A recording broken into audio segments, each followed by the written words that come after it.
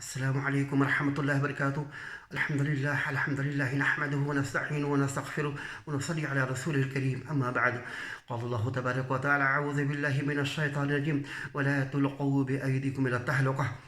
عن أنس رضي الله عنه قال أن النبي صلى الله عليه وسلم كان يأمر المؤذن إذا كانت ليلة ذات برد ومطر يقول: ألا صلوا في الرحال.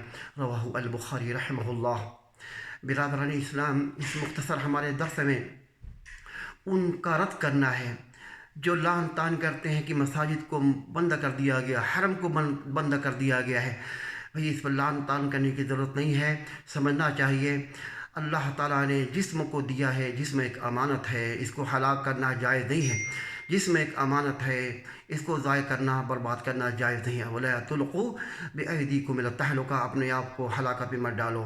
اس ہلاکت اور بربادی سے بچنے کے لیے، کورونا جو وائرس ہے اس سے بچنے کے لیے آج حکومت نے ایک نظام مرتب کیا ہے کہ اپنے گھروں میں الا صلوا فی الرحال، صلوا فی الرحال، گھروں میں نماز پڑھ لیا جائے تو یہ افضل ہے کہ آدمی جو آئے تو جراثیم منتشر ہونے سے، جراثیم کے پھیلانے سے اپنے آپ کو بچا سکتا ہے. یہ ایک حکمت اور ایک اسلامی ایک نظام، ایک قانون ہے. ایک حدیث میں نے پڑھی ہے، اس حدیث کے راوی انس بن مالک ہیں اور بیان کرتے ہیں کہ اللہ کے نبی صلی اللہ علیہ وسلم کا یامر، اللہ کے نبی کریم صلی اللہ علیہ وسلم نے حکم دیا تھا مؤذن کو، کان یامر، اور حکم دیتے تھے کہ اذا کانت لیلہ، اذا کا جب رات برد ہو، ٹھنڈی ہو یا مطر ہو تو الا صلوا فی الرحال، اللہ کے نبی نے حکم دیا مؤذن کو کہ گھروں میں نماز پڑھ لیا کرو. یہ بھی ایک اسلام کا ایک قانون ہے، ایک نظام ہے.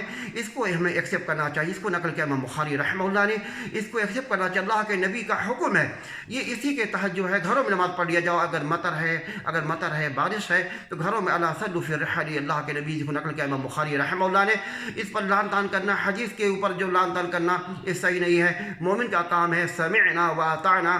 جب کوئی حکم اللہ کے نبی کا حکم آ جائے تو اس کو میں ایکسیپٹ کرنا چاہیے، ماننا چاہیے. یہ مومن کی صفت ہے، یہ مومن کی شان ہونی چاہیے.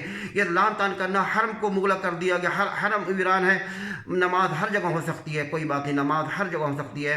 بیت اللہ کا طواف بیت اللہ حرم میں ہوگا، لیکن ایک حکمت کے تحت جو ہے جراثیم کو پھیلایا نہ جائے. اس کی وجہ سے یہ حکومت کی ایک پالیسی، ایک نظام ہے، اس کو ہمیں ایکسیپٹ کرنا چاہیے. اس پر لعن طعن کرنا، اس پر عداوت کا اظہار کرنا، یہ صحیح نہیں ہے. مومن کا کام ہے اس کو ایکسیپٹ کرے. اللہ تعالی ہمیں حق کہنے، حق کو قبول کرنے کی توفیق عطا فرمائے.